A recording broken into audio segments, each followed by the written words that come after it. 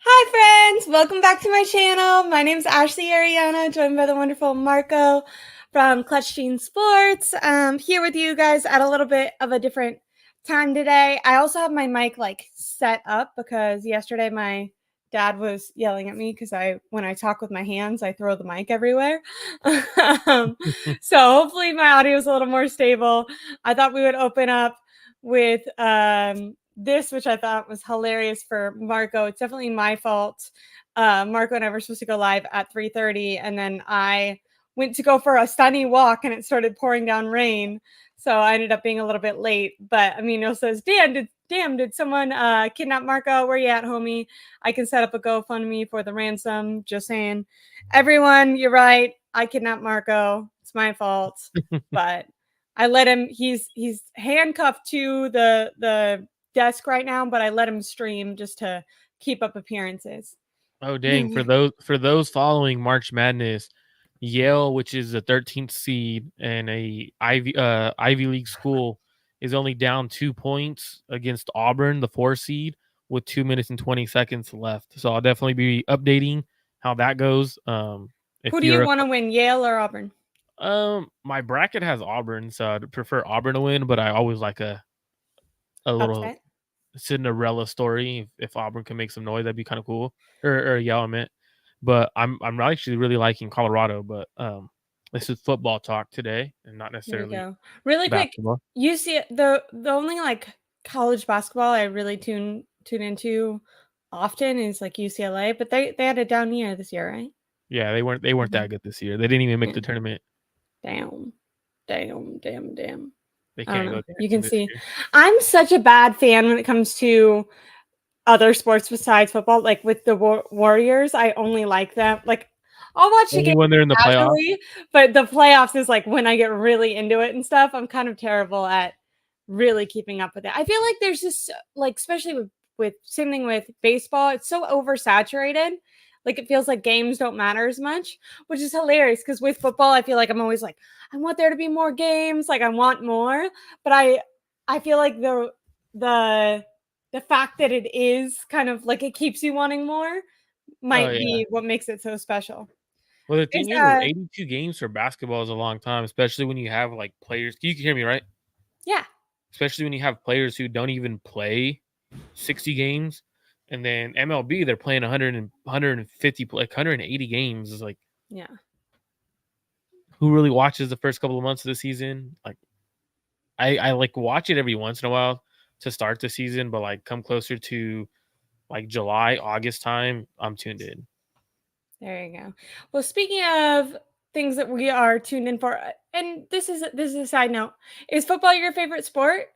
Oh I know yeah, you talk about absolutely. football, but Yeah, I didn't oh, know to play, I love basketball and football like enough. Where equally to like play. equally to play just because I love the speed of basketball. I love just going back and forth. Like there's no stop. Like you're constantly going. Yeah. Um That's what sucks about baseball. I remember when I was in high school, I had a boyfriend and me and my best friend were both dating people who played basketball. Not basketball, baseball. baseball. And it's so horrifically boring. It's so horrifically boring. But It's did you like go watching watch? paint dry. It's so bad. Yeah. And I was a cheerleader. So we watched football games and then we cheered for the basketball team and for the wrestling team. And so I was used to all of those sports You are way just more go. intense. And then we would go with our free time, watch them literally stand there. And I'm like, I'm watching grass grow. I don't understand why this is entertaining. I know that's That's a crazy. bad but didn't professional basketball or baseball try to fix that? Like they put like Yeah, a but it made clock it and worse everything. though. I know Like people talk about that. But I it feel like like I would have liked it because it made I was it like, why is this so slow? like if you're watching from home, oh dang, yells up by 1 with the minute 12. I mean, if you're watching from home, it's I guess better in a way because the game's going faster. But if I haven't been to a game since, but I've talked to people, and hopefully you guys can hear me well. I don't know how good my audio is because I'm I can hear you good. sitting farther back. I want to make sure want to try to relax a little bit more on the show. But um, people that I talked to said like they've gone to go get a hot dog and they miss like an inning and a half because how fast the Okay. game goes. So like the game could either be like super fast or it's a longer game because of more hits and stuff like that. But it's Stressful. crazy. Like I don't know. I think football has a good thing, but then football's also ruining itself with these stupid tackling rules. I don't know if you've seen the Yeah, hip I did. drop. That's the stupidest thing I've Yeah, seen. Like I I saw don't. Richard Sherman going off There's about that. there's no such thing as a hip drop tackle. In my years of playing football, I've played football my entire life growing up. I've never had a coach say or teach a hip drop tackle. Talked to a lot of college players, a lot of college people. They've never heard of a hip drop tackle. You hear former NFL players and NFL players say, "What the hell is a hip drop tackle?" And then the NFL is like, "Let's ban this certain type of tackle." Okay, well now you're gonna start seeing a bunch of people get dragged if you're gonna have them hang on from behind. Like it's a stupid rule. And NFL And a committee lot of is those rules actually end up leading to further injury. What remember last season? It was the guy on the Lions. People kept like attacking him. Wasn't it a Lions player? People kept attacking him, saying he was like purposely taking out guys' ACL. But it oh was just yeah, because yeah. like the way the rules are, you like have to basically go for their knees because you can't go too low and you can't go too high. And he was like, Mhm. well, if you change the rules, I wouldn't be hitting here. But like now I'm trying to follow the rules. Like I'm sorry, you guys made it more dangerous. Yeah, it's weird. Like you can't you ask any player in the NFL, like receiver wise, tight ends, running backs, if you ask any of them, where would you prefer to get hit in the chest to head area or the knees? Every single one of them is saying the head, like head or chest. Even though CTE's real, CTE's Yeah. out there, they're just taking the shot to the head over the Do you know knees because who the knee. Herschel Walker is? I do. I don't. I know that he was a Cowboys player, but I follow or I don't even follow, but his like son came up on TikTok and he's like telling all these like stories about him and him being crazy and it definitely like people in the comments are like CTE is real, CTE is real. And I'm like, "Oh, oh, Well, scary." that's also was a potential senator. Oh, really? Yeah, in I Georgia, didn't know that part. he ran for Senate in Georgia. I don't know if I don't think he won. I think he lost, but he ran Oh, for senator in Georgia, and it was random. interesting. I But thought he was a football player. That's the only reason I brought him up. yeah, he's retired now. He's like Herschel Walker's old. He's I want to say he's like 65, 70. His son is In like that funny. 60s. His son is he I don't know, has like some humor to him, talks in like a really commanding voice, which I find funny. I promise I'm Uh listening to you. I'm looking up, but yeah, I'm yeah, looking yeah. at the Keep up. scores. So, just because it's March No Madness. worries, no worries. And really quick, my dad tuned I in agree. and he's saying the NFL is turning into flag football. It's kind of like it's difficult, right? Because I from a human level agree that I want it to be safer and I want to make sure I just wish maybe rules on concussions and like letting guys back in the game maybe were a little bit stricter.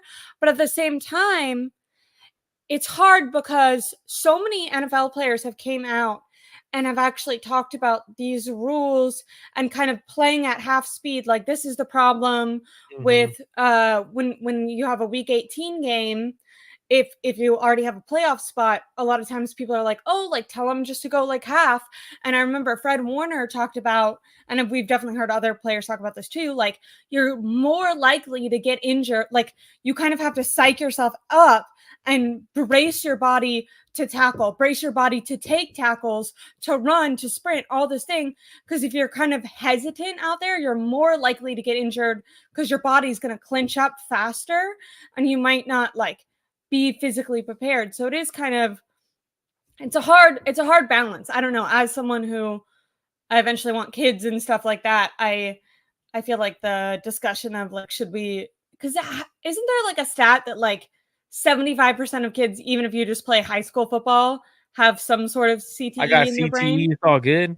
Yeah. Pretty sure But, I like, got the fucked up CTE. thing is, like, I feel like guys can use that as, like, an excuse to go kind of, like, insane, Go and it's haywire. like, if you look if that statistic is true, then, like, the amount of people that go crazy versus, like, the people who might have a little CT in their brain, like maybe those people are using that to try to like, get out of things that like maybe they're just more risk takers or engaging in bad behavior and they're like, no, it's CT. No, like what's crazy is like with CT is obviously real, right? Yeah, for sure. But with player safety, because I know Jesus is in the chat saying like, don't hit the legs, don't hit the head, don't hit, no, not hits to the head or legs.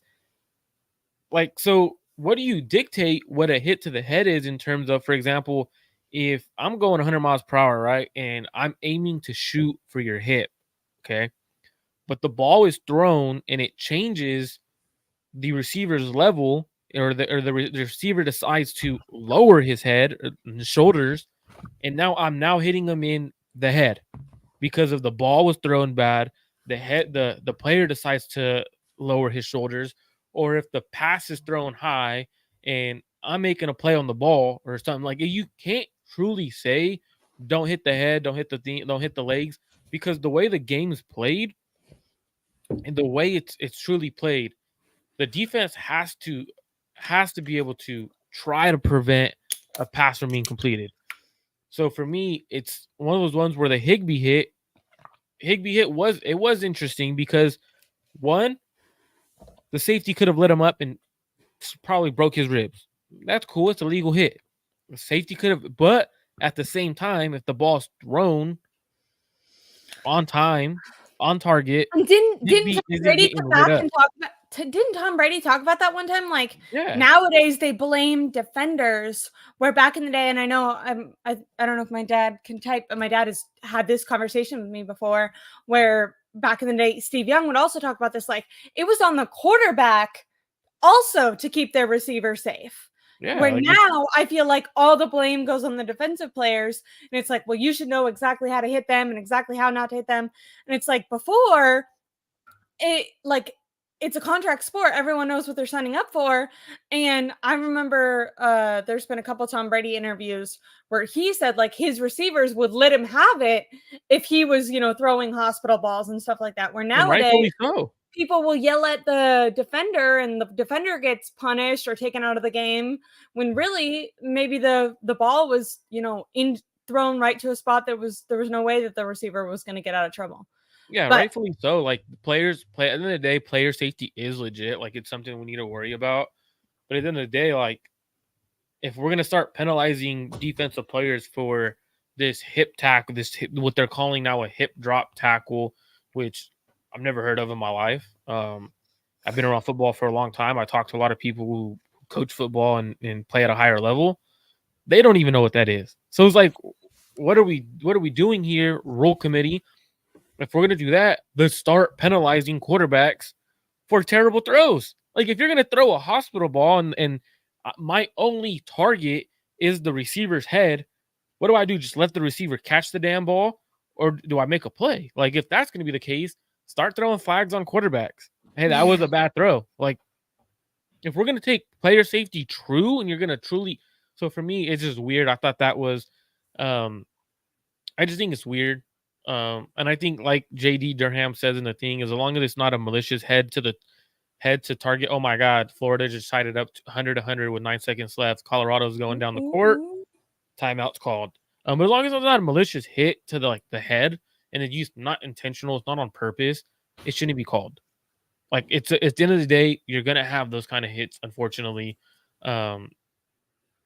So it is. I mean, but back to Niner talk. Well, I was gonna say, like, speaking of injuries and these things that can be taking players out of the game and potentially affecting their careers, I know your title of your YouTube video is about Hufanga, and the 49ers are looking at safeties and potentially bringing some guys in and stuff or they are bringing in some guys in for interviews and stuff, but it looks like maybe not as depth pieces, but actually as people to start in place of Hufanga. Now, whether or not that's because they had concern with Hufanga's play prior to being injured, or maybe they're just not 100% sure that he'll be healthy by the time the season starts.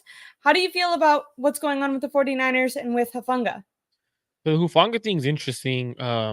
So Yale's up 70. I'm just gonna keep Yale's up Yeah. 77-74. Auburn just got an offensive rebound down with 30 seconds left. They're down 3.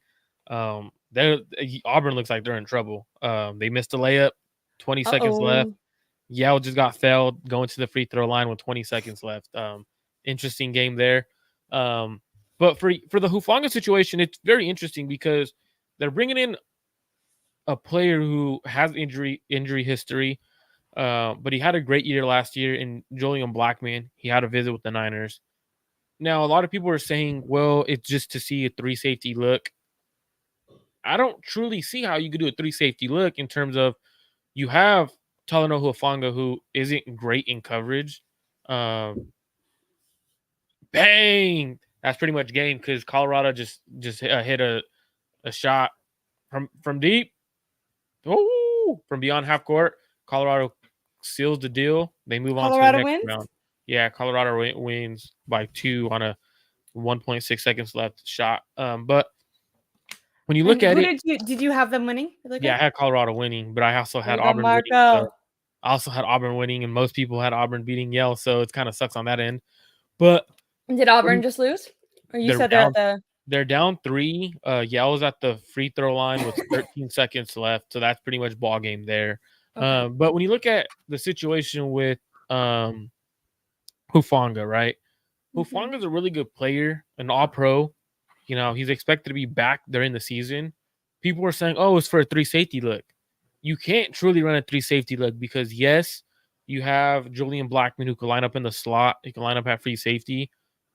But when we watch Hufanga and we watch Tig Brown, they're very similar players. They're box safeties. They're not great in man coverage. Unless you plan on running zone with them in a 3 safety look, it kind of defeats the purpose of having Blackman out there. So to me, it doesn't look like it's truly for the opportunity to run a 3 safety look. With a deep safety class next year, 2025 safety class, draft class is pretty deep. I truly Mhm. think the Niners are planning on moving on of Hufanga. I think this was whether it's his last year this year or they sign a safety like Julian Blackman with the opportunity to trade away Hufanga this year. It just doesn't make sense for me. Now, as a fan, it's terrible because we just watched a young player get drafted in the 5th round, become an all-pro safety, start getting better, get I do injured. remember he had like a lot of missed assignments though. Like he's really good at tackling, but I don't know. I just remember Rich Margarid has always I feel like been a little bit of a Hufanga hater. And Dang, there'd she's be like taking shots. and I remember like people online would be like, "Oh, like go Hufanga," and he'd be like, "That was simple and he gave up this assignment and did this and did this." So I feel like potentially 49er fans see Hafunga in a better light than maybe the organization did, even pre injury. And Yeah, like obviously being injured with changes things. Hufanga, And with the all pro thing, like he might be paid more. And then if they're already having Mhm. hesitation, they might be like, well, he's not actually worth maybe he's worth like a good safety money, but he's not worth all pro safety money, you know? And it's why you should probably sell high versus keep him and then not get anything for it. Um, so it's like if you do sell high, like I understand it, especially with the deep safety class in 2028. Yeah. But truly the 49ers have a tough situation with Hufanga. How do you truly look at things with Hufanga? How do you dictate if he's good enough? Like he's blown a lot of assignments, but he's also has the instincts and he's around the ball a lot. Like Hufanga is one of my favorite players on the Niners. I love watching players go from 5th round player to not like really great in college due to injury to proving people wrong at the And next level. I've also like I felt like with Hufunga also brought this level of playmaking that the 49ers kind of went through. Like they went from having a bunch of kind of older veterans that were really good at just their assignments and they started going towards people who had like the knack for taking away the ball and maybe making that big play even though they would give Mhm. up some of their assignments and maybe they weren't the most efficient player like consistently, maybe they gave up more plays, but I've always heard like I think it was Charvarius Ward actually talked about this on Eric Armstead's podcast during the regular season. And he said, like, you would rather as a team have a guy who misses a couple of his assignments, but Yeah, takes that the ball away sucks. twice That sucks than for Auburn. what So happened. 6 seconds left. Auburn gets fouled, and the guy who goes to the free throw line to tie the game with 2 free throws, 78-76, he misses both free throws. That sucks. That guy's gonna be going through it. That sucks. I feel bad for him. So that's I going mean, to be like, but they're going to blame him. Auburn got an offensive rebound, so I'm very curious to see what happens there because 6 seconds left. I'm not watching that game. I have the Colorado stream on. Probably should have put the Auburn game on, but that sucks for him. Like really so if bad. they lose, it's like all on Yale him. just won. That's crazy. Yeah, That's a big upset. But like we were saying, like it's a tough situation. So that's enough for college basketball because I'm not going to be talking college basketball no more. But for Hufanga, it sucks. I liked the updates. He's a fan favorite of mine. Like I really like him. Your fans love him. He's an energetic Fans do player. love him. Like he's super. And I feel like he's good in the locker room. Like I feel like he's everything you want. Like how you said, he's a later round pick, outperformed his draft pick, hits hard, has an act for the football. He's good on blitzing, or he's been pretty good blitzing. I think he's really good. I think he has a couple blown assignments. Like he has a tendency to kind of do his own thing sometimes. But also we haven't seen him with these the new defensive coordinator / Brandon Staley. I was going to say these defensive coordinators, but I don't really know what to call them. Later on, you and I are going to talk about questions that we think Kyle Shanahan should be asked. Maybe just, hey, what is the role of these two guys who are going to be helping the organization would be a good one. But maybe under them, he'll be given a little bit more guidance, or maybe if they do bring in another safety, he'll feel the pressure to try to stick to his assignment a little bit more. But also you kind of want a guy who's willing to blow his assignment, because that's how he's made some of his good plays, is by being out of position, but like having the instincts to make the necessary play. So it's kind of like, I feel like with guys like that, you have to take the good with the bad, if that makes sense. Like sometimes you're going to get missed assignments, but sometimes you're going to have a guy who makes a splash play when, the other guy would have let the guy run by him or something, or not caught the football when it was thrown right to him. The thing with that too, though, is when you have a guy like that,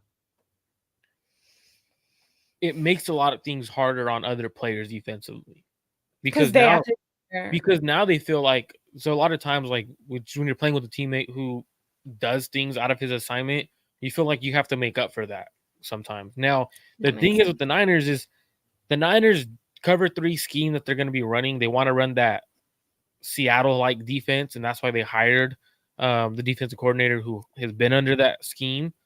Yeah. But you have a situation where you need a free safety who could truly play that eraser role at that deep third. You can't really run the scheme that the Niners want to do, even if it's cover 3 man, cover 2, cover 4, without a true deep safety, because you can't really disguise the looks. Like Hufanga isn't that deep safety. He doesn't have the range to be that eraser back there. Now he could do it, but not as good as free safeties out there. Not as good as Julian Blackman in the free safety role. Tig Brown, we saw him at free safety. The Niners didn't really like him at free safety. They started playing Logan Ryan over him. So when you look at Tig and you look at Hufanga, 2 very similar safeties. I think the Niners are trying to move off of one of them. They're going to keep the younger guy who's not going to be paid for another 2 years, 3 years.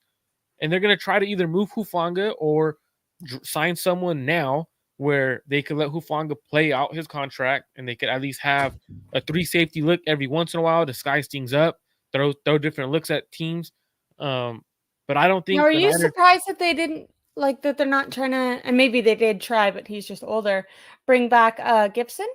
I think Gibson's retiring because Gibson did say he did say last year that his plans were to retire. Yeah, I remember he was gonna retire last year, but then came back. But I figured, I don't know, one more time.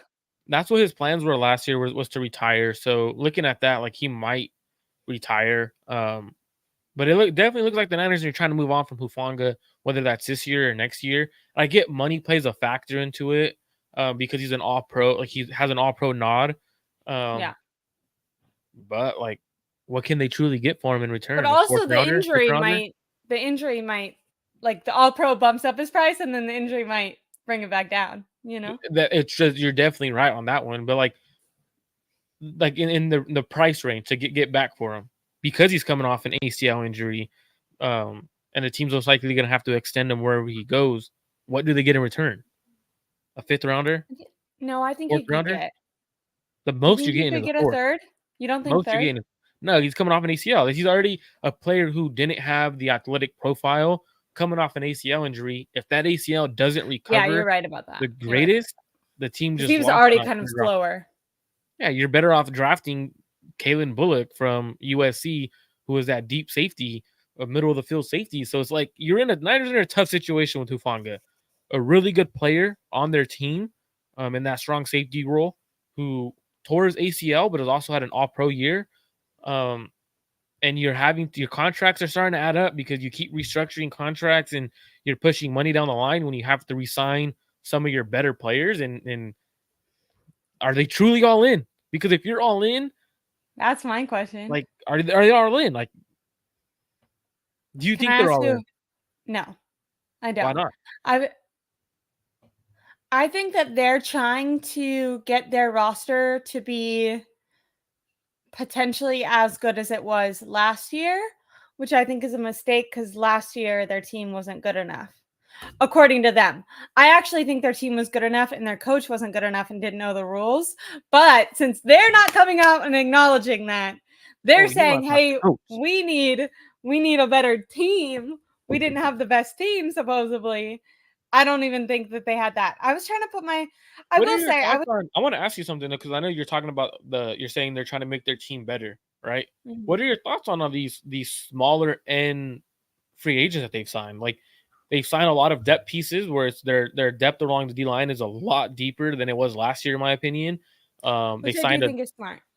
they signed I a think, corner who wasn't great throughout his career, but had yeah. a good year last year. What are your thoughts on that? Because I Okay, I have mixed reviews. I think I originally felt disappointed, but I think most of my disappointment came from it just feels good to be a fan of a team that makes a big splash move in free agency. I think when we got Hargrave, it felt exciting and you feel kind of like your team is pushing all their, chips into the middle of the table. We also had Mike Silver coming out on Twitter saying the 49ers were going to make a big splash move. So I think that like my big move, huh? expectations were kind of raised, and especially from seeing big moves that the 49ers have made at the past at trade deadlines or free agency. So I think that originally I felt disappointed, but when I thought about the strategy and about them last year, because I actually think they were better when they had Samson Ebukam, when they had Charles Omenihu, when they had more depth that was reliable that they could Mhm. bring in, and they had a couple stars that they counted on, and those guys showed out. But if they did suffer an injury or something, they had people who could come in at least for a couple games and play at a replacement level position, where it felt like last year the star to like backup discrepancy felt a lot larger on offense and defense. And so when I think about that, I felt better about their free agency move so far. I also noticed I was very critical, or have been felt very critical about them being like mostly defense. But if you break it down more, they lost a lot of defensive players, and I don't feel comfortable grading where they are at this offseason before the draft, because right now I can say, Hmm. see, they don't prioritize the offense.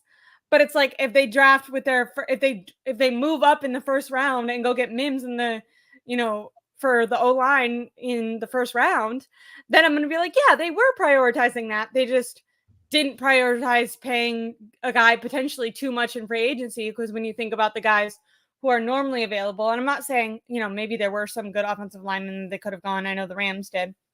But I think people do have the tendency to overpay in free agency. So maybe it is smart to look for more depth pieces in free agency and then start building your team from the draft. My only thing is those draft players better they better perform this year and they better continue to be good, because they've really had no impact from their draft class the previous couple of years. I think that they have Brown and Purdy. That's it. Purdy the last 2 years, yeah, for the Yeah, most yeah, part. yeah. I know they have Aaron Banks, I guess, as a guy, but for But that's most, 3 years ago. that's what I'm He's in his saying. fourth Like, year now. yeah. So I think Burford, I that say you could actually add Burford because he's contributed, but they've obviously they're not sold on him if they brought Feliciano back and they didn't really yeah. bench Burford. So Yeah. I don't think he's making a good enough impact. Like, he's not like a primary starter that we feel good about keeping long term. So I would say not that I'm saying they're going to move off of him, but I wouldn't give that an A+ grade right now. So I think that in the draft they do need to go and be way more successful than they've been in the past, which will be interesting to see how that works out with the Adam Peters leaving position. I think it so far seems like that's been a negative, with the fact that they've had last minute free agents back out and stuff like that. But maybe they'll draft a lot better and I'll eat my words. That would be good. But yeah, no, when I think of going all in, I mean, I feel like they haven't. They haven't really, I think they've been a little bit more careful this year than they've been in the past, which is surprising because it's the last year of Brock's rookie deal. And I don't think that just trying to be as good as you were last year is enough. Now, if I think back to my mindset at this point last year, pre-draft, post first week of free agency last year, I think I also felt incomplete about the team. You know what I mean? Right, that our quarterback was in a sling. At that point, Lenore hadn't played at as high of a level as he did this year. Charvarius Ward, I felt like very inconsistent in that cornerback position.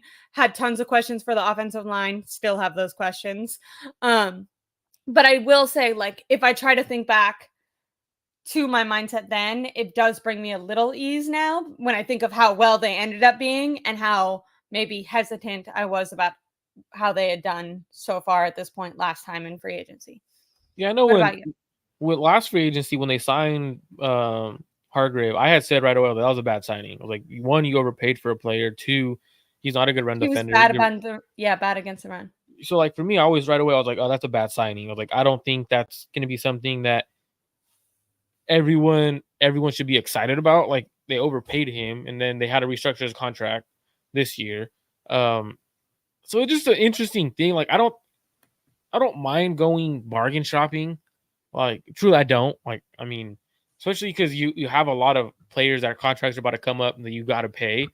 So you got to kind of be smart when it comes to finances too. But there's bargain players that have been signing for Do they? I really don't cheap know. They've had the deals. tendency to apparently fuck up in that way. When you They have look at, they for have to be example, smart. Are you sure they look, don't want to just make some more accounting errors?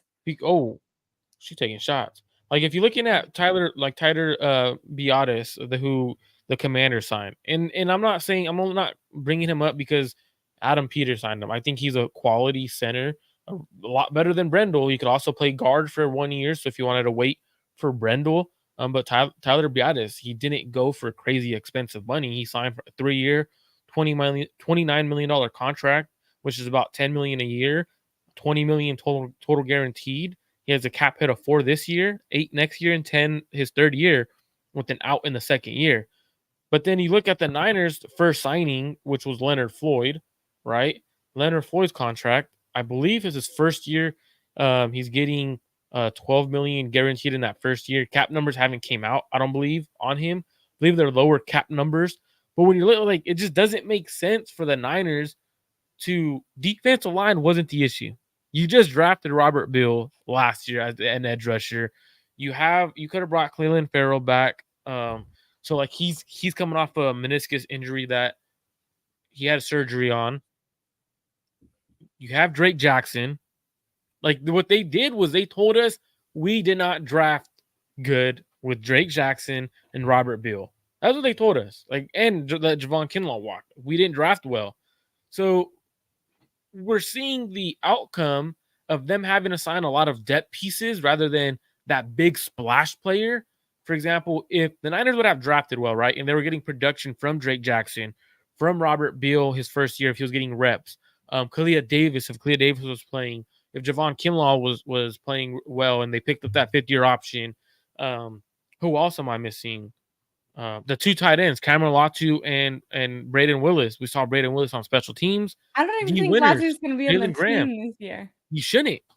You shouldn't have gotten cut this year. So when you're looking at the signings, the value signings, it's them admitting they're wrong when they drafted these players too high. Danny Gray, for example, where's he been? We drafted him in the 3rd round.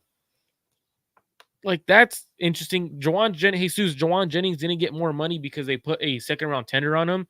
So his rookie year, he was drafted, and then he will get more money when he's in free agency. Yeah, so he got cut his rookie year. So what happens when you get cut? You go to the waivers. No one claimed him.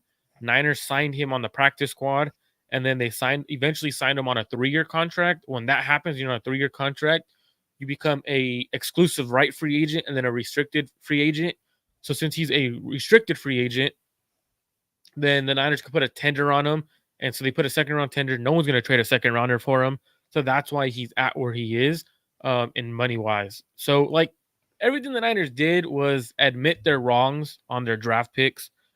So, essentially, the reason why we didn't get that all-in signing that you were looking for was because of that. They had to add their depth. But, like, if they would have been all-in, they would have went and got a better center, a better guard to start running to the right side. So it's definitely one of those ones where that's why I think that you don't think they're all in. I do think they're essentially, in a way, they're all in because they're trying to add the depth. They could be like other teams where we're in the playoffs, but they're already in roster rebuild mode. For example, the Bills with the heavy paid quarterback, the Dolphins having to pay their quarterback, the Cowboys who said they were going to be all in. They haven't made a move. The Niners at least what's happening with the Cowboys? I feel like every year it's their year. This year they're like, it's not our year, man. It's not our year. So it's definitely interesting on how they're doing things. Can I ask you? Do you think that because it's interesting, right? Like potentially they could give up. It depends on how all in, because I think that the smart thing to do is to, yes, try to get the Super Bowl this year coming up, but you don't want to pull, or maybe you do. I don't know. The Rams might feel good about what they did. Would you and should they be open to trading a guy like Brandon Aiyuk, a 2nd and a 3rd for like a Patrick Surtain or something? That would be an all-in move, but does that actually make your team better? Also is a problem. It does instantly. You already did everything on the D-line, and then now you're getting a corner who's arguably the one of the best corners in the NFL. Like, it's gonna make your team a lot better defensively. Just to go to a couple of the comments, because I know I do see Niner getting toned. It was like Niners can't do much, can't get a player to sign to a 4-year, $80 million deal every single year. No, you can't. You truly can't. But when you sign Hargrave, when you already had Armstead and you restructured Armstead and you did bad contracts, let's be real. Like, the Niners did things the wrong way. They shouldn't have restructured Armstead. They should have kept their out where they would have saved a lot more money. They totally learned their lesson this year, right? And didn't go and do that again. They did the same thing with Hargrave. So you do things backwards. You didn't draft well. So now you're in a situation where you're putting Band-Aids over the wound, right? Like, they're putting Band-Aids over the wound. That's essentially what they're doing with these draft picks that they missed on. They're signing free agents who aren't like the big name players. You could have got a player who was much better than what they picked up. Like, to be honest, we really could have. We could have went and got a starting center, a legit starting center, and Tyler Biadasz from the Cowboys. We could have went and got a caliber starting right guard that's not named Feliciano. So that's the thing. And I see Tony, Niner Gang Tone, Tay, my bad, Niner Gang Tay. You say Armstead shouldn't have been on the team last year, but then you're also saying that the Niners couldn't make any moves. Well, they can't make any moves because they have $17 million in dead cap this year. that's going towards Armstead because they decided to continue to restructure players that they shouldn't have been restructuring. Which The they reason why the continue Niners to do this offseason. and the reason why they couldn't make a big signing was because they did things wrong. They said they shouldn't have done, and they're paying for their mistakes by having to go make bargain signings, which is not bad. Like they've gotten better on the D line. They got more depth, which is that's not bad, right? Like you really got better, even though you didn't make a big signing. But you're also in the situation of having to sign bargain like players because of the moves you made in the past. So I get what you're saying. Like you want them to be all in, but this is technically they're all in on with what they have available because they saw that the D line was the issue in the playoffs late in the season. So that's Well, they where also maybe could have scored a little more points. I don't know. that's where you I want to don't that's know. where Maybe you their offense could take some accountability. Or maybe they have the right idea by trying to just shell out a team that is just as good as it was last year because potentially they don't need a better team. Potentially they had the best team in the NFL and their coach just didn't know the rule book. But they're not admitting that right now. So you get that's real why spicy. I feel like when they're doing that, when they're not admitting that it might have been a coaching flaw, or maybe they're just trying to all put it on Steve Wilkes, is maybe that's the thing. I don't know. But then how do you fix that though? Unless you're firing like a head coach, how do you fix that? You can't.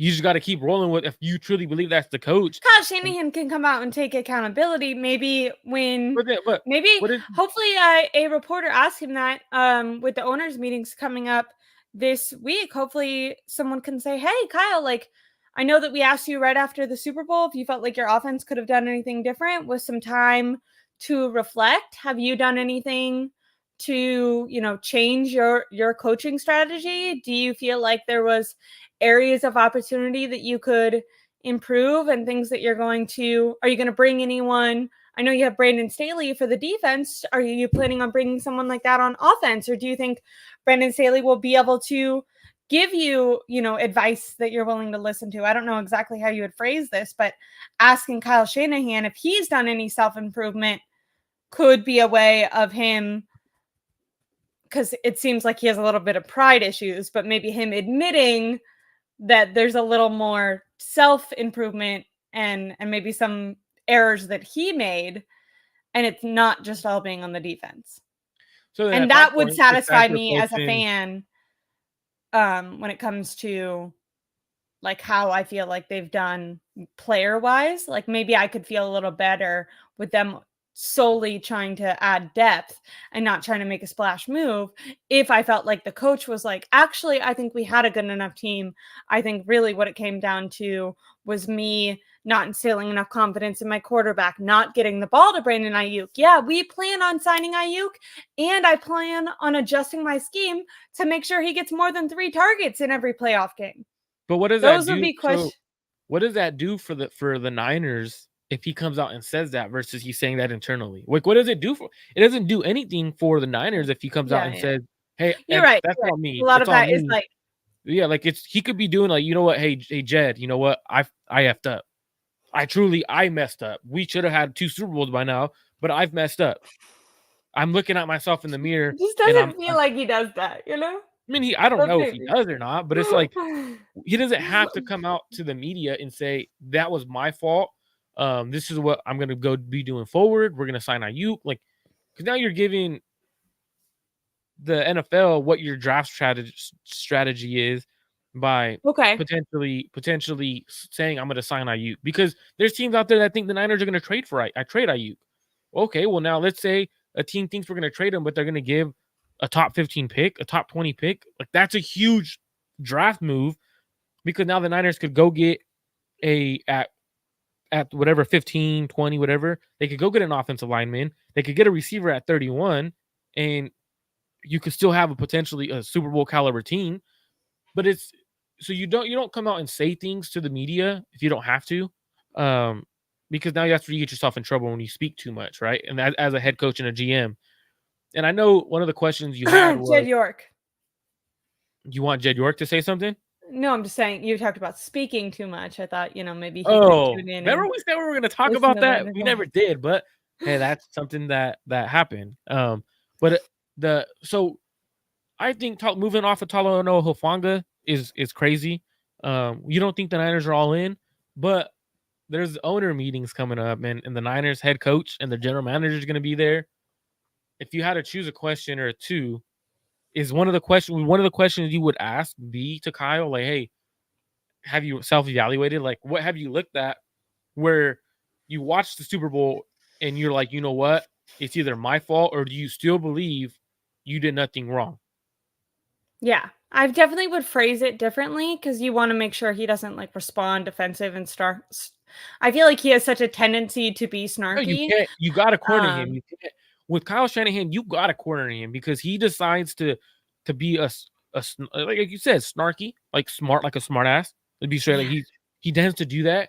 So sometimes you got to ask these questions where they're pigeonholed. Like you have to answer this question truthfully, or else you're not going to get an answer out of them because they're trained by PR team. They're trained by personnel to get away from the questions. So sometimes you gotta just put them in the corner and be like, So "Hey, I think I would answer this ask question." something about Kyle Shanahan's own self scouting and maybe what he's learned from reflecting and if he plans on implementing any whether it's personnel or just procedural operations to make sure he's prepared for each game. And if he does have questions or maybe things that he's uncertain of, that there's people there that will be able to guide him in the right direction. So, and basically that just means people who are, what is it like built up? I don't know. That's not the right word, but people who are empowered to tell Kyle Shanahan no. You know what I mean? I think there needs to be more guys like that on the roster. I think right now Kyle Shanahan doesn't like anyone to question him. Where actually I think that this team might be better off if more people felt like they could say, "Hey, Kyle, we hear that you're game planning for 3 rounds in the Super Bowl. It's just not going to work like that. Have you considered X, Y, and Z?" Sounds like there wasn't even someone comfortable saying that to Kyle Shanahan, And do you think or that sorry to stop you because mm, I have to ask this question. Do you think since Kyle is there doesn't have has all yes men and doesn't have that person to speak up against him, do you think that's created a weird dynamic or an interesting culture in the locker room? Because if you look at the locker room, the culture called out, like for example, Feliciano called out Burford right yeah, away. it's He definitely called out weird, right? Burford. Like, The Niners never take you don't really see players take accountability. It's you know what? Next year we got him. We'll get him next year. Revenge. Right? Like they have like that like mentality. Do you think that's because of Kyle Shanahan? Like that culture is because of Kyle? yeah, like even Ray, who I know is not on the team anymore, but he came out on Twitter, right, and like defended himself, not just throwing himself down on the football. And I know it wasn't his fault that that ball fumbled, but he could have just landed on it and that would have been the 49ers ball. But he kind of stood his ground. It does feel like Kyle Shanahan has cultivated a culture of guys who maybe are more willing to blame other people when things go wrong instead of taking personal accountability. Um, what are you Am I reading? I see you am I squinting. cap clown? I'm I just don't know. curious. I also try. I read that too. Ganog, am I the cap clown? Because I'll be straight up. Like I do Cap like Kyle Clown is Shanahan, a Kyle Shanahan but fanboy and I apologist. think it was Maybe Kyle it's me. Shanahan's I fault. like Kyle too. But I think it was Kyle's fault in the Super Bowl. Like you could like somebody, but then say, hey, you know what? They messed up in the Super Bowl. Yeah. Like that he did. Like we truly go back and I you think watch the them. best people need to, like myself included, need to self scout and need to constantly be approving and like improving. And you want friends around you. Obviously, you want people to hype you up. You don't want just like complete negativity and people who, tear you down and don't believe in you. You want people who believe that even if you make mistakes, that, you can get better and improve. But you want to have people around you who say, like, who help you along that journey of improvement instead of just saying, "Oh no, you're doing everything right." You know what I mean? There has That to be Ray like a balance, I think. and with that Ray play, like because I know people in the chat are talking about it. Like that wasn't on anyone but Ray. Like, Yeah. it means you're not either yelling People enough, keep like you're talking not about yelling that, like, enough, fire, fire, fire, whatever your word is to get away. And when it does hit somebody, you don't try to pick up the ball. You're taught from the beginning of playing ball on a fumble, you jump on it. You don't try to pick it up, and because that's what happens is you continue to bounce the ball around. He tried to pick it up, and then he said, "I try picking it up because I'm a playmaker." That's what playmakers do. No, a playmaker because so for example, if he would have just jumped on the ball, he probably recovers it. So yeah, I and don't that get whole game why is different. Yeah. I don't And get people keep why. saying, like, oh, it's not his fault. It's not his fault the fumble happened, but like in Pee Wee flag football, they teach you instead of trying to pick the ball up right away and run, land on the ball. I don't know. So I just thought it was weird. Like I think it could be Kyle's culture that he's created where these players don't feel Well, when you obligated. think of Brandon Aiyuk, right? Who was the guy they interviewed, the DB coach for the Chiefs? Merritt or something, right? Merritt. He talked about Brandon Aiyuk, right? And he said Brandon Aiyuk was more interested in fighting all game than actually playing, and that he actually took himself out of the Super Bowl, out of the football game because he was so much more interested in fighting. Well, if you look before the Super Bowl, Brandon Aiyuk went on Twitter and on TikTok and made a video like, "Hey, all these guys are like trying to, fight, and they don't even know how to do it. Like, what you really need to do is like go for the neck The or the neck. whatever, because all these other areas are either not going to hurt or, you're protected." And so his mind is on that. And a lot of people, I saw like criticism for him, like, oh, his head was out of the game. Well, I think that Kyle Shanahan might kind of instill a culture like that. Like, he's obviously, we like his Kyle Shanahan, and by him, I just mean Kyle Shanahan and John Lynch and the culture that they've created. We like that it's so physical and we want to have hard-nosed teams, but there also should be something to like the football game and your mindset and being prepared to play being most important. I think it was with my dad. I was talking about this, and he said with Jerry Rice, I think it was, like, Jerry Rice wasn't trying to start fights. Like, if someone tried to fight Jerry Rice, he might like antagonize him back and try to get that player out, but he was never going to fight back because he was kind of like, I'm going to let you fight. I'm going to let you get yourself kicked out of the game. And even if you're not kicked out, I'm going to let you mentally take yourself out of it. And I'm going to play freaking football, and It's you fine. can't stop me, My podcast is it says on it, is this a kid show? I say no because I know I cuss every once in a while. Talking sports, I cuss. So I don't care unless you have it on where it's it's a kid show. Then it's a little different because you're monetized and everything, so you might get dinged. And Michelle and Ness says that coach was gaslighting Aiyuk. I do think that the coach was like purposely saying Aiyuk's name wrong, but I thought his criticism made sense. I don't know. I wanted them to hire that. I'm You also someone saw, but the like, thing I goes like too. when Actually, is people have constructive criticism, and maybe that was a little less constructive. It definitely seemed a little antagonistic, but I think the stuff that he said wasn't wrong. And I think you have to have self-awareness to be able to take criticism in, even if it's framed negatively, and say, okay, are there aspects of this is that are true? And also, it's like, I've always heard this, like, don't take criticism from people you don't want to be like. But that guy is a Super Bowl winning coach, like multiple time Super Bowl winning coach. Maybe they should listen to him. Maybe they have something to learn from, and the thing too though, what like for the Aiyuk situation, what you can be talking about is in the run game, right? Aiyuk has a Also, mentality. The Niners have mentality. really quick, Mitchell and us, like, Aiyuk himself came out and talked about fighting. Like, this is not a debate. Like, like the 49ers, like, but same thing with John Jennings. I love Jennings. I'm really glad they re-signed him. You can watch the game and you can tell that Joan Jennings is starting a ton of fights. Now, Joan Jennings is very smart and he won't kind of cross that line, and a lot of times the other team gets penalized. I'm glad the players are like that. I like being a fan of a physical football team, but we're not going to say that Aiyuk or that this team isn't prone to, fighting. They are. For me, I don't We've really gotten lots of trip. penalties about this, and even when we haven't gotten penalties, Aiyuk himself has came out and literally been like, these are instructions for how to fight without getting in trouble. And for This me, I don't time really my trip on computer what is that gonna coach. I don't really trip on what the coach was saying in terms of Aiyuk wanted to fight, like because Aiyuk's blocking in that manner, and it may be that he took himself out in certain routes because he was getting physical. They were getting physical at the line of scrimmage with their top corner Snead. He was getting physical at the line of scrimmage. Now, just because Aiyuk didn't throw a punch doesn't mean that he wasn't trying to fight. Like there was times on film where they got physical at the line of scrimmage with him, and like you could see him like get frustrated. Like Aiyuk normally doesn't do that. But I'm not really worried about that.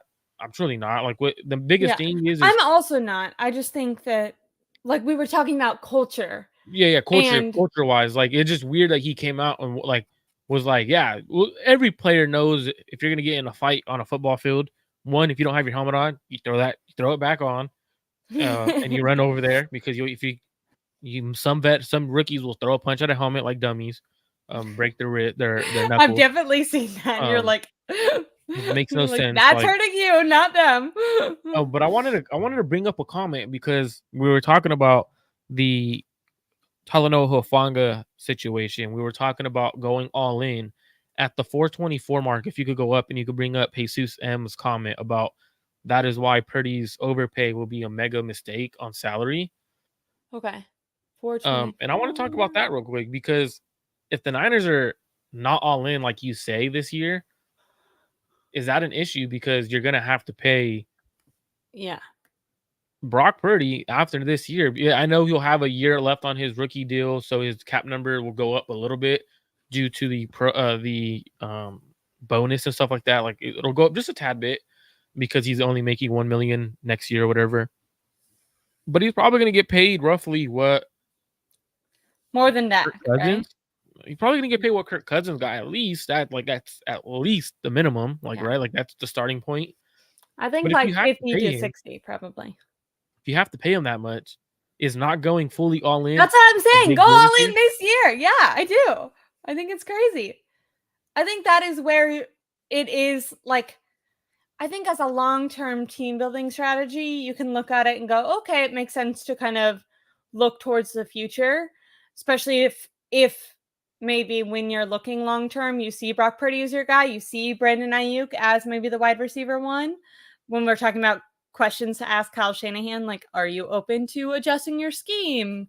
You know, which would be like, are you open to giving Brandon Aiyuk more targets if you do extend him?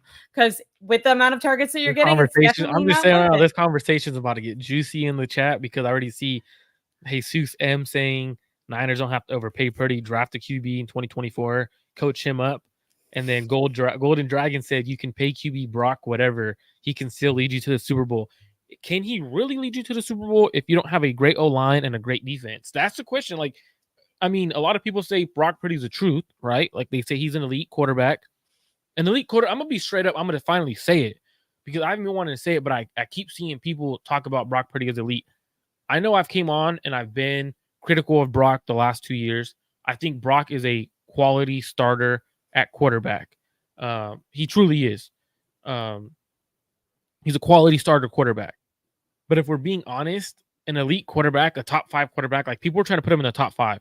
If you're gonna be paying him 50 million and he's elite, a elite quarterback takes the hit on that fourth down and delivers a strike to Jawan Jennings on that fourth down.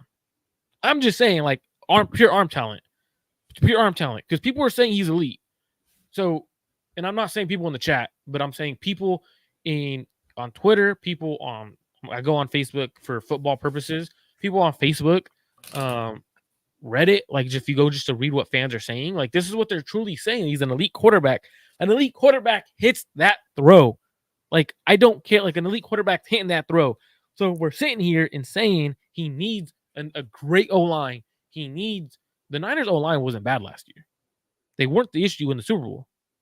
They truly weren't. We're being honest. They were not the issue.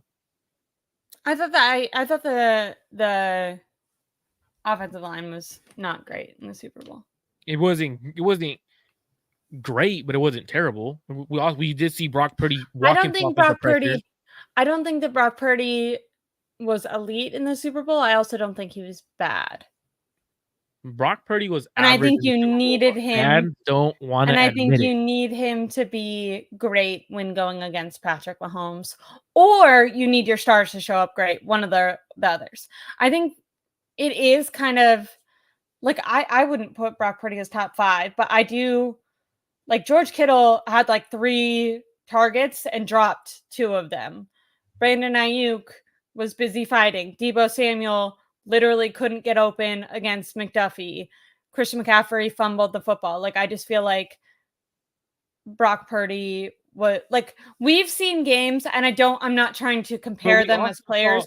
but then Mahomes is way better, but we've seen games where Mahomes receivers are dropping the ball and not getting open, and like there's no matter how good he is, he can't also catch the ball. You know what I mean? we And I also feel saw like the stars, and that's why maybe it is good that the 49ers are going more towards their depth this year, because the stars, I felt like in the Super Bowl really let them down. because we also saw Brock miss throws, Like their like right. two best throws, or their two best players, are Trent Williams and Chris McCaffrey, arguably, and they both had their worst game. I mean, it's for me. Brock didn't play a good enough game in the Super Bowl, and it is what it is. Like we saw him walk into pressure.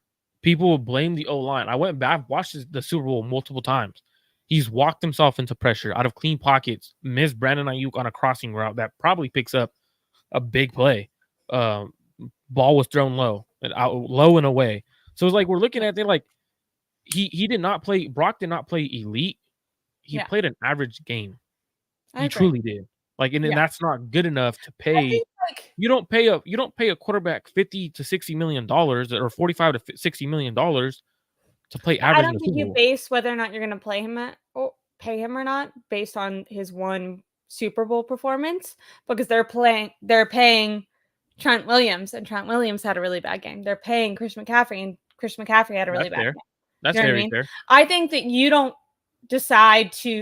not going to decide Brock Purdy's elite based on that Super Bowl.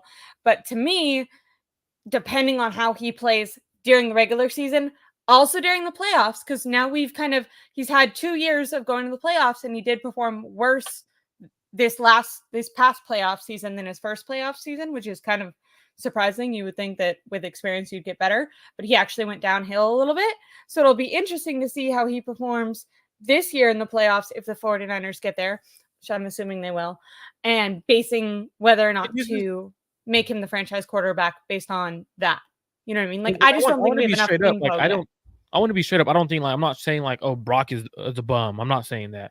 I'm not saying Brock isn't good. Like, what I'm saying is there's a point where Brock is a very good quarterback, but was he worth $45 million? I don't think so. Because if you do that now, your whole roster, he's also going to get more than that. Exactly. It's most likely gonna quarterbacks usually reset the market. Like when they're getting paid, they usually reset Especially the market. when they're breaking statistical, like even if you and I can watch it and say, hey, a lot of that's the weapons or Kyle Shanahan or whatever, like Brock Purdy's agent's going to be like, I don't give a fuck. If he's number one in all these categories, he's going to get paid like that, you know? Mitchell Ness has a great comment. He says Brock missed hot reads over and over through Deebo and Aiyuk, but let's twist it to Brock Purdy. So there was multiple times where they're sending pressure. He's looking at Aiyuk, but instead doesn't throw that pass. So it's like that happened multiple times. I saw it with Deebo. Deebo, it was they're sending a blitz. Deebo was open. Even Christian McCaffrey. Like even there's one play, it was late in the fourth quarter. Kyle was saying, Christian, go to Christian, right before the play. It's on the NFL thing that they produced with all the players talking and have the audio. The one where Kittle's like, I don't know what it's called, but Kittle's talking to, hey George, that show. The mic up. You see Kyle saying, go to Christian, go to Christian, go to Christian, right yeah, before the play. Never looks Christian McCaffrey's way. Looks the entire but other when you're way. talking about O-line, he didn't have enough time to get over there. But the thing but Kyle was saying that before the snaps even happening. So that means pre-snap, Kyle, if Kyle's saying this pre-snap, right? Yeah. That's because that's what he sees he knows pre-snap what they're in, what they're doing. Brock was missing that. Right? Okay. It was like, so for me, a lot of things pre-snap is what Brock missed. he had enough time. He truly did. He walked himself into pressures. Now, and I know I'm very critical of him, but I'm also going to give Brock his flowers. Brock was only in his second year, didn't have a off season to get better. His arm strength should get a little bit better this offseason because he has the time to actually work it out and not rehab. The thing is the teams figured did the Chiefs put out the blueprint to stop him? Did they say, you know what, go man coverage and pressure the living crap out of him? Because that's essentially That's what they what the did. Ravens did too. What the But I Ravens think a did lot too. of games also, or a lot of teams also don't have the talent to be able to go man coverage against the 49ers with all the stars that they have, right? Yeah. I mean, it just, I don't know, like I just don't see how you pay a quarterback that much money when you could say he's elite. Some people could say he's elite. Some people say he's very good, I but think he's very good. I'm not in the gonna advocate to pay a quarterback who's very good elite quarterback money. Like, Well, I'm about if you're I'm saying like I wouldn't pay him today, but I'm saying we have yeah, you can't another pay him today. year, go all in. I know, but I'm just saying like if he were to keep up his statistical and if he were to produce another year with relatively the same eye test and statistical numbers as he did last year, he's gonna get paid. Oh, he's gonna get paid no matter. Yeah. Even if he has a down year, he's getting paid. He led a team to the Super Bowl. Like Jimmy got paid for way less than what Brock has done. How did that turn out? Yeah. Like we've seen quarterbacks I don't know. year to We've year. seen like we've never had Kyle be in this position now. I think Kyle's being a little bit more how could you be so heartless? A little more Kanye West on us. Oh, Than maybe we thought with the whole Eric Armstead. Like I didn't think Kyle would be telling Armstead to, kick rocks if he didn't want to he take a also pay told cut. Jimmy Ward. You want to Yeah. start You or know do what you I want mean? to sit the So bench? maybe right now we think like, oh, Kyle, that's Kyle's favorite. But maybe when the time comes, if they do have a down year, I can see Kyle be like, I don't know if you're my guy. I propped you up. I mean, it's gonna be interesting because you can look at it as Brock is the franchise guy, right? Like he played good enough to show he's a I franchise agree guy. with Niner Gang Tay really quick. Is I do feel like the QB market is way different than when they paid Jimmy Garoppolo. Not only just the QB market, I feel like the Kyle Shanahan regime is at a different place in their career than they were. Although, I don't know, maybe I feel like at the time they felt pressured, like they needed a guy. And maybe ironically, even though they have their extensions and stuff, maybe they do still feel that pressure to kind of lock down a guy. Plus, we know at this point Kyle Shanahan doesn't like trying to scout people and quarterbacks and all that. But I Wait, don't what think do that we they would put tie in? themselves to him if they weren't actually impressed by what he's going to do this year. But I just don't think that they're going to like I imagine that they are also uncertain right now. Like I probably don't. planning on paying him, but not like 1,000% sure. If he were I don't. to, I disagree though with the have it different down QB here. market because I'm pretty sure Garoppolo on that contract he set the record at the time for average per year. I'm pretty sure that the contract that he signed in 2018 with the Niners was largest in NFL history on average per year basis. I'm pretty sure that was the case. It was like they paid him like they paid him what the market value was, and any quarterback's market value if they're playing well.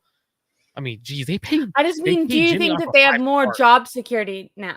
Don't you feel like they have more? No, You don't? no, no. Jed York came out and said they could lose and miss the playoffs this Jed year, and York, that sure Kyle thing. If Shanahan. if Jed York truly wants, if the Niners, for example, they make the playoffs, right? Yeah, They don't do much in the playoffs.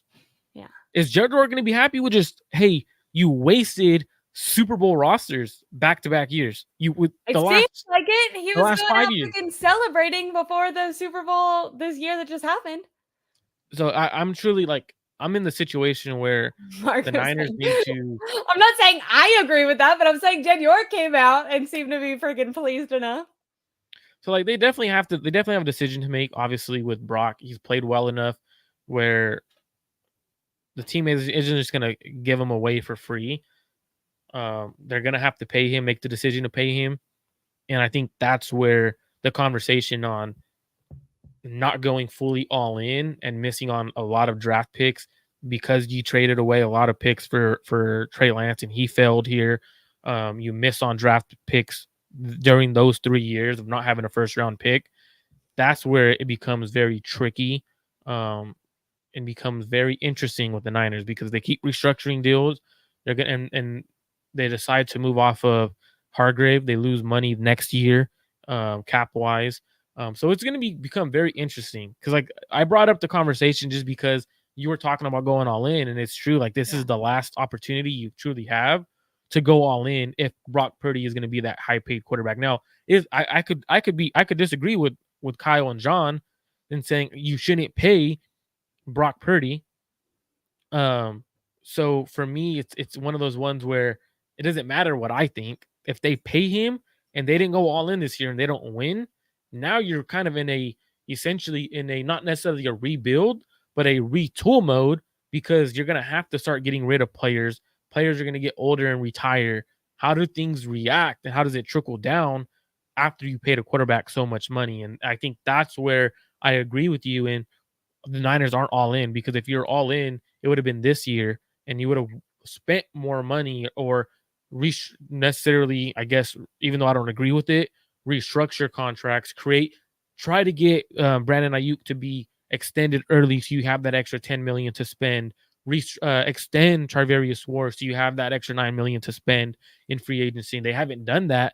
So it's like I'm confused on are they truly all in or do they plan to be strategically all in without fully going balls to the wall and saying, hey, all our chips are in this year. If we don't win this year, we're in retool mode or we're in That's what I'm saying. It does feel like they're not 1,000%. Really quick, because I know that we're ending off the stream soon, but I have some notifications on. And so just to spice up the chat and leave more to the imagination and more for us to talk about this week, and this is mostly a joke, but John Lynch was just seen talking with JJ McCarthy. So, I heard that Kyle Shanahan's drawing up some plays on the plane, and I'm just kidding about that last part. Oh. I gotta hide my facial expressions right now. It's time for me to hide my facial expressions because I don't want to. That's crazy. Did he really talk to him? Yeah, there's video of them like dapping it up and talking. Hold on, let me throw this crazy scenario out before we leave, but I'm not gonna let anyone answer it, neither you.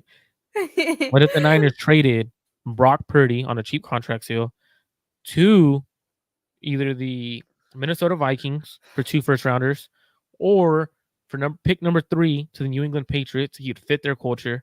He fits Minnesota's culture. Oh, he would totally fit the Patriots culture. Fits both of them. Yeah. They go get JJ McCarthy. I'm just throwing that out there. I don't agree with it. I mean, I thought I was entering the chat with the crazy like Aiyuk and a couple picks for Surtain, and then freaking John Lynch has to go and be dapping it up with JJ McCarthy. Really just riling everyone up. That's crazy. It would take 3 first-round picks, people are saying in the chat. Hilarious. Well, hey, I mean, if you don't think, hey, John, hey, Kyle, before we leave, let me tell you something. If you don't think Brock Purdy is the franchise quarterback, you don't think he's the real deal, like you initially said, JJ McCarthy is projected to go in the top 5. Brock Purdy could probably get you a good return. So if you really wanted, that's the guy you go get. How much could you get for Brock Purdy right now? What do you think? And I think, by the way, we're being hype. I don't agree with whatever we say from here on out, but you would have teams would have to give up at least 2 ones, at least. You think? I think that they would give. I think a team would give up a first for Brock, but not 2. 2 ones. It's a quarterback. It's a quarterback. There's teams are going to over. Look what Deshaun Watson went for, and at least he's a good kid. But true. But Watson at the time, because Watson didn't suck, like he hadn't played. At the time, he had 24 allegations for sexual. He had 24 allegations. But people don't fucking care about that for some goddamn reason. So we're talking about a quarterback in Brock Purdy who is an angel. Okay. All right, Brock son would of probably Christ. get 2 months. You're He's probably a son right. of You're probably Christ, right. right? Brock could get 2 Versus months. someone who had 24 sexual allegations against him, who went for multiple ones. Like it would truly take multiple ones to get Brock Purdy. Like that's the I just starting think price. Deshaun Watson was play-wise thought to be a better quarterback at the time. Yeah, his play wise was at the before the Because allegations. he hadn't People thought he played. was an elite. People Yeah. didn't know that he was going to come back and suck. And So they're like, yeah, "Oh, you're a people didn't. predator and suck at football. Now we care." Yeah, people didn't know that after his allegations came out and he stopped going to therapists, he would completely fall down.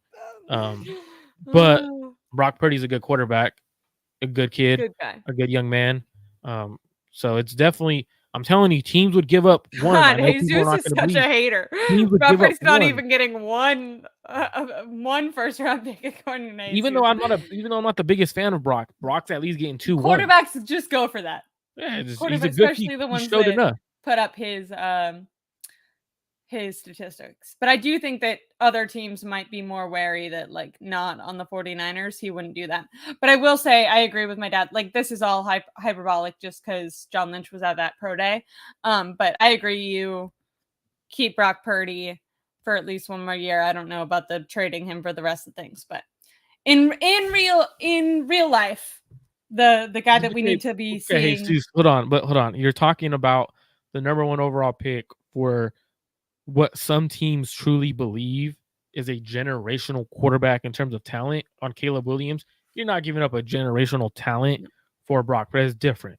It's because now you're the upside of Caleb Williams. Teams see upside and they see Patrick Mahomes. They see Josh Allen. They see that kind of quarterback in terms of talent. They're not going to give up. Bro, they're not going to give up the 1. Like that's kind of high. That's what I'm saying. But no, that was more, like I said, a joke. But I would be interested to see what happens with Brandon Aiyuk and how Kyle Shanahan responds to questions about him, because I'm sure that they're going to get those. And then also about Brandon Aiyuk. And then also I would love if someone asks about Kyle Shanahan himself and the coaching strategy that they're going to have going forward, and if there's going to be any checks and balances going on with him. I'm sure there's not going to be, but I hope someone asks a question about it. It's definitely going to hope they ask the right questions at the thing. Thanks everyone for tuning in. That's it for today's show. Make sure you guys subscribe to Ashley Ariana's channel. Make sure you guys come over to Clutch Gene Sports. We're not this crazy in terms of speculations. And that was just at the very end. I saw it on Twitter. Situation, but hey, make sure you guys subscribe to both channels. And someone said we started World War III. That's funny.